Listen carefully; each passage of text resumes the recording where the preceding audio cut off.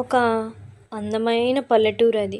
ఆ పల్లెటూరులో ప్రజలందరూ ఎవరి పనులు వాళ్ళు చేసుకుంటూ చాలా సంతోషంగా గడుపుతూ ఉంటారు. అదే పల్లెటూరులో ఎంతోమంది ప్రజలు తెల్లవారుజామునే లెగుస్తూ ఉంటారు.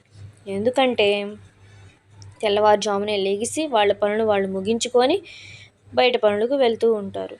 అలా ప్రతి ఒక్కళ్ళు వాళ్ళ పనుల్లో ఉంటారు. కానీ ఒక కోడిపుంజు అనుకుంటుంది, వీళ్ళందరూ ఎవరి పనుల్లో వాళ్ళు ఉన్నారు అంటే కారణం తెల్లవారుజామున లెగుస్తున్నారు.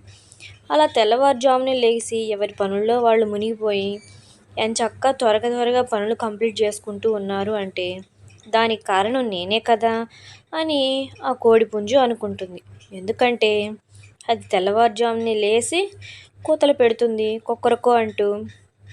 ఆ శబ్దాలను విన్న జనమంతా లెగుస్తారు కదా. వీళ్ళందరూ తెల్లవారుజామునే లెగిసి పనులు చేసుకోవటానికి కారణం కోడిపుంజే అనుకుంటుంది. అలా ప్రతిరోజు ఎవరి పనులు వాళ్ళు చేసుకుంటూ ఉంటారు. ప్రతి దినము సంతోషంగా వెళ్తూ ఉంటారు. ఒకరోజు అలాగే కోడిపుంజు అనుకుంటుంది, వీళ్ళందరూ నేను లేకపోతే ఏం చేస్తారో చూడాలి, ఎలా లెగుస్తారు, ఎలా వాళ్ళ పనులు పూర్తి చేసుకుంటారు అనుకుంటూ ఉంటుంది. అందుకనే కోడిపుంజు ఒక్కరోజైనా వీళ్ళకి నా విలువేంటో తెలియజేయాలి అని అనుకొని ఈరోజు నేను వేరే ఊరికి వెళ్తాను. నా అరుపు వీళ్ళకి వినపడనంత దూరంగా నేను వెళ్తాను. అప్పుడు వీళ్ళు ఎలా లెగుస్తారు నేనేం చూద్దాం అని అనుకుంది కోడిపుంజు. అక్కడి నుంచి వెళ్ళిపోయింది. కానీ మరునాడు ఎప్పట్లాగానే ప్రజలు లేచారు. వాళ్ళ పనులు వాళ్ళు చేసుకుంటున్నారు. ఎవరి పనుల్లో వాళ్ళు మునిగిపోయారు. ఎప్పట్లాగానే జరుగుతూ ఉంది.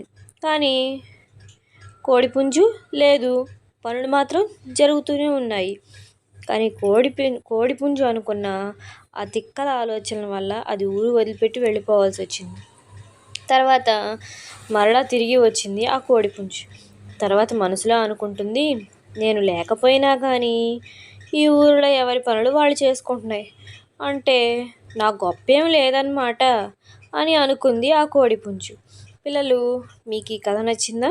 నచ్చినట్లయితే like, share and comment and subscribe please.